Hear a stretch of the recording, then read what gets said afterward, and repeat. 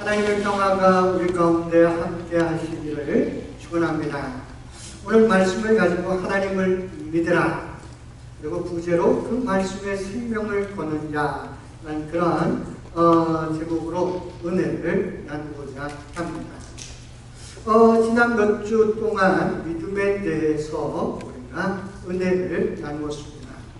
구원받을 만한 믿음, 고침받을 만한 믿음, 또 믿음의 도약에 관해서 말씀을 드렸습니다. 오늘은 하나님을 믿으라 하는 이 주님의 말씀을 중심으로 해서 우리가 은혜를 나누고자 합니다. 오늘 본문의 말씀, 우리 예수님께서 제자들에게 하나님을 믿으라, 왜 이 말씀을 하셨는가, 그 배경부터 함께 살펴보려고 합니다. 예수님께서 전날 제자들과 함께 예루살렘 성전으로 들어가셨습니다. 예루살렘 성전에 들어가시다가 예수님 시장하셨습니다. 그래서 거리에 서 있는 무화과 나무에서 열매를 얻을 수 있을까 하고 무화과 나무에 가서 열매를 찾았지만 열매가 없었습니다. 그래서 주께서 이제부터 영원토록 사람이 내게서 열매를 따먹지 못하리라, 이렇게 말씀하시고 예루살렘 성전으로 들어가셨습니다. 그래서 성전에서 매매하는 자들을 쫓아내시고 돈 바꾸고 비둘기 파는 자들의 상과 의자를 엎으시면서 내 집은 기도하는 집이다, 그런데 너희가 강도의 소굴로 만들었도다 말씀을 하셨습니다. 그리고 저녁 때가 되어서 예루살렘 성 밖으로 나오셨다가 다음날 아침에 다시 예루살렘 성으로 들어가셨습니다. 그런데 이 들어가는 도중에 베드로가 보니까 예수님께서 어저께 저주했던 나무가 말라 죽어 있는 것입니다. 그래서 베드로가 랍비여 보소서, 저주하신 무화과 나무가 말랐나이다, 이렇게 얘기하니까 예수님께서 하나님을 믿으라, 이렇게 말씀하셨습니다. 어떤 의미가 있습니까? 즉 베드로는 예수님, 이 나무가 말라 죽었습니다, 밤새. 그랬더니 예수님께서 그래, 하나님을 믿으라, 하나님을 믿을 때 이러한 기적이 일어난다 라고 말을 하고 있는 것입니다. 우리 예수님이 오늘 하나님을 믿으라 이렇게 얘기할 때 이 믿음은 어떤 믿음인가 하는 것입니다. 이 믿음에 대해서 이야기할 때 요한 웨슬레가 이런 말을 했습니다. 마귀가 교회에 믿음 대신에 그 대용품을 주었다.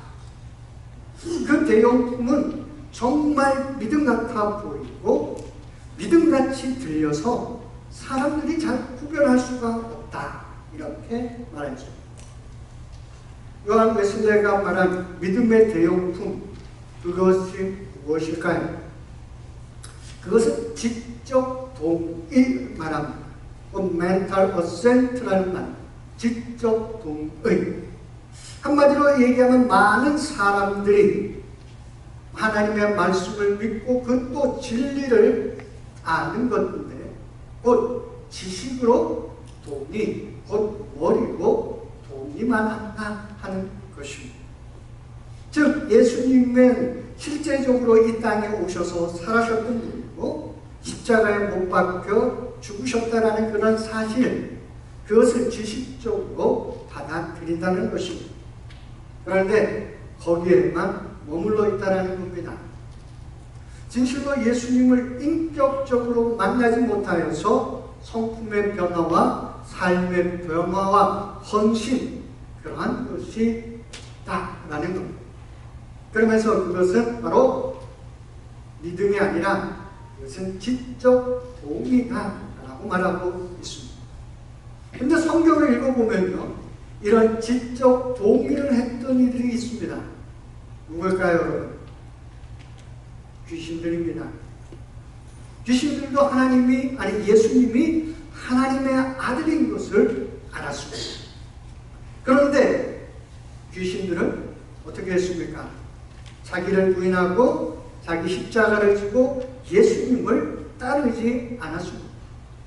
그들이 지적으로는 예수님이 하나님의 아들이라는 것은 알았지만 그들의 삶은 예수님을 믿는 믿음의 삶과는 상관이 없었다라는 말입니다. 곧 그들의 삶은 변화되지도 않았고 그들의 삶은 하나님의 나라의 그 가르침 따라 살지도 않았다 하는 것입니다.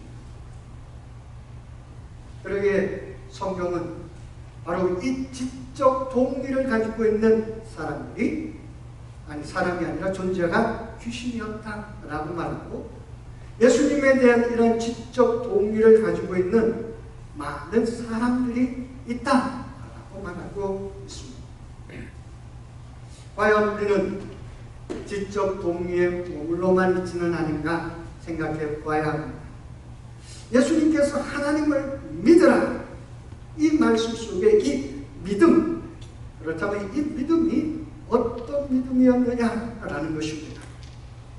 오늘 이 믿음을 예수님께서 설명하고 계십니다. 한번 23절 말씀을 같이 읽어보도록 합니다. 내가 진실로 너에게 이르노니 누구든지 이 산도로 들려 바다에 던져지라 하며 그 말하는 것이 이루어질 줄 믿고 마음에 의심하지 아니하면 그대로 되리라. 아멘. 오늘 예수님께서 뭐라고 말씀하셨느냐? 이 산도로 바다에 던져지라, 들려 바다에 던져지라 라고 말씀을 하셨습니다. 여러분, 이게 가능합니까? 어떻게 생각하십니까? 불가능한 일입니다. 왜냐하면 예수님이 이 표현을 쓰신 것은 그 당시 유대인들이 썼던 그 표현을 들어서 쓰신 거예요. 유대인들도 내가 어렵고 불가능한 일이다 할 때 산을 옮긴다라는 그런 표현을 썼습니다. 그렇기 때문에 예수님께서 산을 들어 바다에 던져지라 이 말은 유대인들이 이건 불가능한 일이야, 이건 일어나지 않는 일이야 라고 생각하는 것들에 대해 말씀하고 있는 것입니다. 그런데 우리도 이런 말을 한다는 거예요. 무슨 일을 한다든가 어떤 계획을 가지고 살아가는데 내 힘으로는 안 될 것 같아. 너무나 어려워. 그럼 뭐라고 얘기합니까? 나도 그래, 내 앞에 보인 이 산을 내가 넘어야 해. 이것을 넘어야 하는 이런 표현을 씁니다. 그러기에 하나님을 믿으라 하면서 이 말씀을 하신 것은 내가 불가능한 상황 속에서 하나님을 믿으면 그 하나님을 믿으면 그 하나님께서 하나님의 능력을 우리에게 나타내 보신다 하는 그런 말씀입니다. 우리가 할 수 없는 상황, 내가 할 수 없는 그 불가능한 상황 같은 때 하나님을 믿어라. 그때 하나님께서 하신다. 한마디로 하나님의 능력을 신뢰하라. 그것이 믿음이다 라고 말씀하고 있는 것입니다. 우리 모두가 이 믿음을 갖기를 소망합니다. 나는 할 수 없지만 하나님은 할 수 있습니다. 나는 할 수 없지만 하나님은 하실 수 있습니다. 이 믿음이 우리에게 있어야 한다 하는 것입니다. 그래서 우리 주님께서 마음에 의심하지 말고 믿기만 하라. 마음에 의심하지 아니하면 그대로 되리라. 이렇게 말씀하고 있습니다. 마음에 의심하지 않은 믿음, 그 믿음은 어떤 믿음이겠습니까? 그 믿음은 하나님의 능력, 하나님의 성품을 믿는 믿음입니다. 한마디로 얘기하면 지식적 동의와 다른 믿음이에요.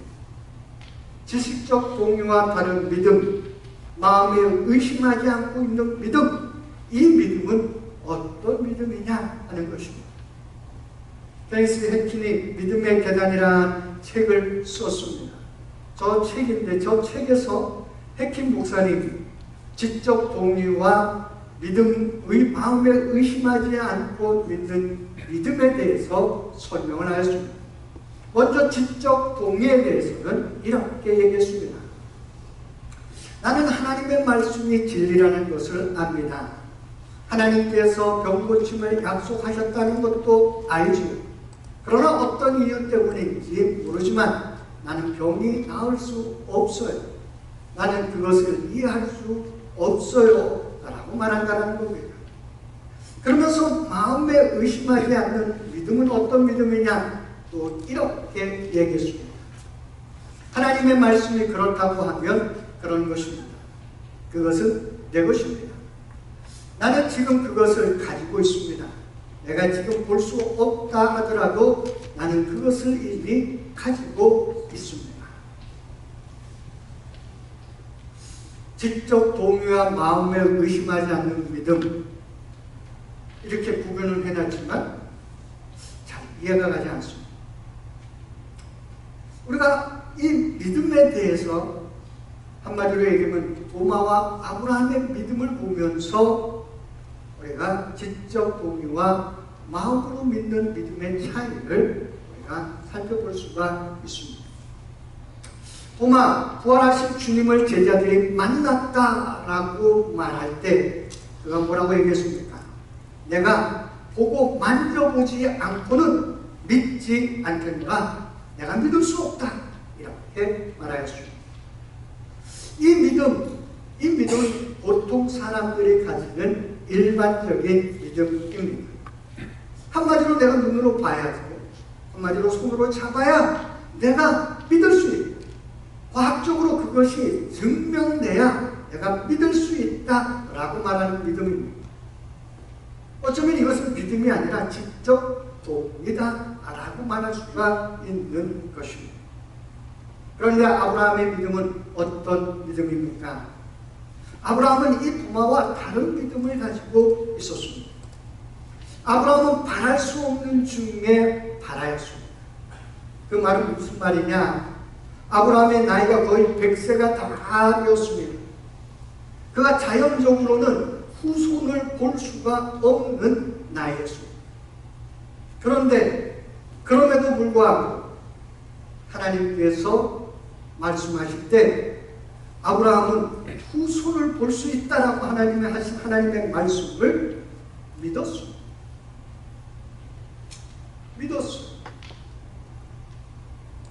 아브라함은 자기 육체를 볼 때 자기가 가지고 있는 일반적인 상식과 지식으로 볼 때 그것은 어쩌면 불가능한 일입니다. 일어날 수가 없는 일입니다. 자신의 몸 상태를 가만히 살펴보면 일어나지 않을 일이에요. 그런데 그는 어디에 집중하였느냐? 하나님의 말씀, 약속의 말씀을 바라보고 집중한 줄로 믿습니다. 그는 자신을 바라본 게 아니에요. 하나님의 약속의 말씀을 바라보았습니다. 그리고 그 말씀을 믿었습니다. 아브라함은 하나님의 말씀, 곧 하나님의 약속의 말씀을 믿음으로 그가 100세가 되어서 아들을 얻게 된 줄로 믿습니다. 믿음대로 될지어다. 그 말씀이 어떤 의미가 있느냐? 바로 이 아브라함과 같은 하나님의 약속의 말씀을 믿는 그 믿음이 믿음대로 되는 믿음입니다. 앞에서 말씀드렸던 지식적 동의의 믿음, 아니 그건 믿음이라고 보기보다는 성경에서 얘기할 때 지적 동의지. 그 지적 동의의 믿음 속에서는 하나님의 살아계심을 경험할 수가 없다라는 사실입니다. 우리가 가진 믿음은 어떤 믿음입니까? 여러분, 도마와 같은 일반적인 믿음을 가지고 계십니까? 아니면 아브라함이 가지고 있던 하나님의 약속의 말씀을 믿는 믿음을 가지고 계십니까? 바라기는 우리 모두가 아브라함이 가지고 있던 하나님의 약속의 말씀에 바탕을 둔 그런 믿음을 갖기를 축원합니다. 이 말씀을 믿는 것, 그게 믿음이다라는 거예요. 하나님을 믿으라. 하나님의 약속의 말씀을 믿으라라는 것입니다. 사람들은, 대부분의 많은 사람들은 내가 처한 상황을 바라봅니다. 내가 가지고 있는 육체를 바라봅니다. 그러기에 그것에 더 많은 것을 두기에 약속의 말씀을 믿는 믿음을 바라보지 못하고 있다 하는 것입니다. 약속의 말씀, 이 말씀을 바라본 자가 누구냐면 히브리서 11장 믿음의 장에 노아에 대한 이야기를 합니다. 노아, 하나님께서 나타나셔서 큰 비가 올 거니 방주를 만들어라, 이렇게 말씀하셨습니다. 그런데 노아의 삶 속에는 큰 비가 오지 않았어요. 그렇지만 노아는 하나님의 약속을 믿기에 햇볕이 쨍쨍 나는 오늘과 같은 날에도 열심히 방주를 만들었습니다. 왜 그렇습니까? 하나님의 약속의 말씀을 믿었기 때문에 그렇습니다. 그래서 믿음은 현재형이다라는 겁니다. 내가 오늘 믿을 때, 오늘 현재 방주를 만들며 살아가는 노아처럼 하나님을 바라보며 살아갑니다. 결국은 어떻게 되었습니까? 노아가 믿은 대로 된 줄로 믿습니다. 믿음대로 되었다라는 노아는 하나님의 말씀을 직접 들었으니까 방주를 만들었죠. 그런데 우리는 오늘 하나님의 말씀을 직접 듣지 않지 않습니까? 이렇게 반문하실 분도 계십니다. 그죠? 근데 여러분, 이 성경은 무엇입니까? 뭐죠? 하나님의 말씀이에요. 이 성경을 뭐라고 하느냐면 구약과 신약이라고 합니다. 하나님의 구약, 옛 약속, 신약, 하나님의 새로운 약속이라는 거예요. 그렇기 때문에 성경은 하나님의 약속의 말씀이다라는 거예요. 그렇다면 우리는 하나님의 약속의 말씀을 듣고 있습니까? 못 듣고 있습니까? 듣고 있죠. 성경을 통하여 하나님의 말씀을 오늘도 듣고 있고 성경을 읽으면서 하나님의 말씀을 내가 대하고 있습니다. 그런데요, 이 성경을 읽을 때 내가 하나님의 말씀으로 들리는 때가 있어요. 이게 분명히 하나님의 약속의 말씀인데 이 말씀을 내가 읽을 때 살아있는 하나님의 말씀으로 마음에 와서 탁 꽂힌 때가 있다는 거예요. 여러분, 그런 경험을 하기를 축원합니다. 그게 하나님의 약속의 말씀을 내가 받는 거예요. 노아가 하나님을 직접 만나서 그 말씀을 들었던 것처럼 내가 말씀을 읽다가 이 말씀이 내 마음에 팍 바뀌어서 잊혀지지 않을 때가 있어요.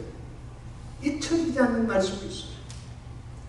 그것은 하나님이 성령의 말씀을 통하여 우리에게 하신 말씀인 줄로 믿습니다. 이렇게 하나님의 말씀을 들으려면 어떻게 해야 될까요? 성경을 읽어야 합니다. 그리고 예배에 적극적으로 참석해서 설교를 들어야 합니다.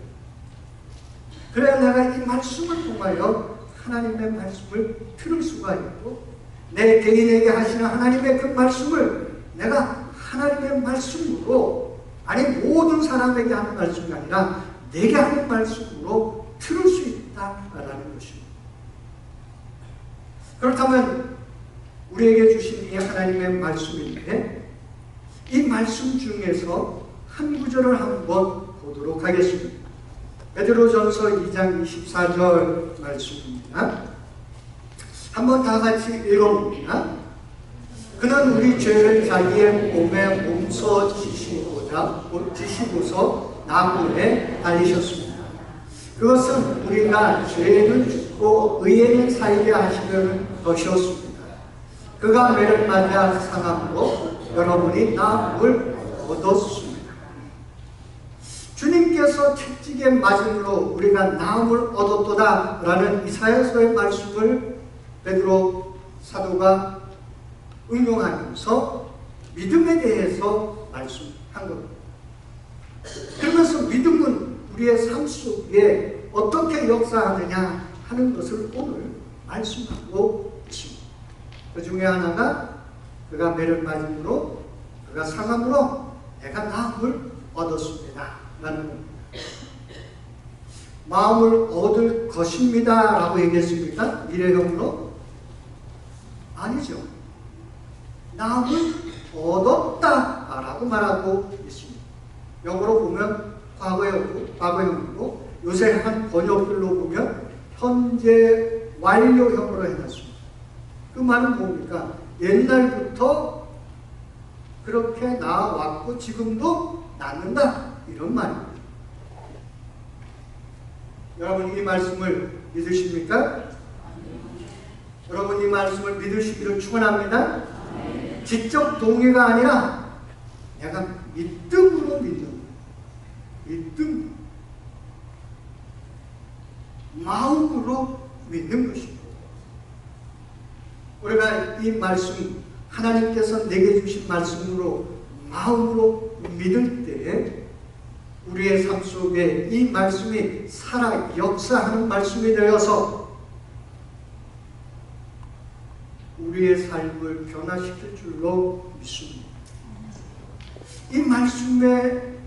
이 말씀이 또한 어떻게 우리의 삶 속에 이루어지느냐, 무엇을 통하여 우리의 삶 속에 역사하고 살아있는 말씀으로 우리에게 작용하느냐, 그것은 다음 주에 하도록 하겠습니다. 그것은 다음 말씀과 관계가 있기 때문에 그렇습니다. 오늘 여기까지 하겠습니다. 다음 주에 여러분 기대하시고 오셔야 돼요. 어떻게 하면 이 말씀이 내 삶 속에 살아있는 말씀으로, 움직이는 말씀으로, 역사하는 말씀. 하나님의 말씀은 살았고 운동력 있어 좌우의 날선 어떤 것보다 예리하다. 우리의 영과 혼과 우리의 볼수와 그 모든 것을 쪼개고 다 드러낸다는 하나님의 말씀이 어떻게 내 삶 속에 그 말씀으로 살아 역사하느냐, 그것에 대해서 우리가 은혜를 나누고자 합니다. 기대하고 그 말씀을 읽어보면 여러분 그냥 이번 주 오늘 말씀 들은 거 집에 가서 다 잊어먹지 마셔요. 한번 기억하고 말씀을 읽어보면서 나에게 하나님 믿음을 주십시오 하고 기도하시기 바랍니다. 제가 이 말씀을 묵상하고 준비하면서 하나님 앞에 기도하였습니다.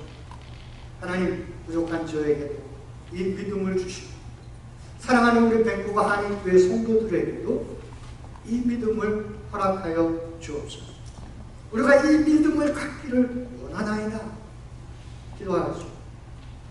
여러분, 일주일 동안 집에서 가만히 성경 놔둬가지고 먼지가 끼지 않도록 툭툭 탁탁 털어가지고 읽으십시오. 묵상하십시오. 하나님의 말씀이 살아서 역사하는 그 말씀이 내 삶에 이루어지려면 읽어야 합니다. 묵상해야 합니다. 그것에 대해서 다음 주에 함께 은혜 나누도록 하겠습니다. 기도하겠습니다.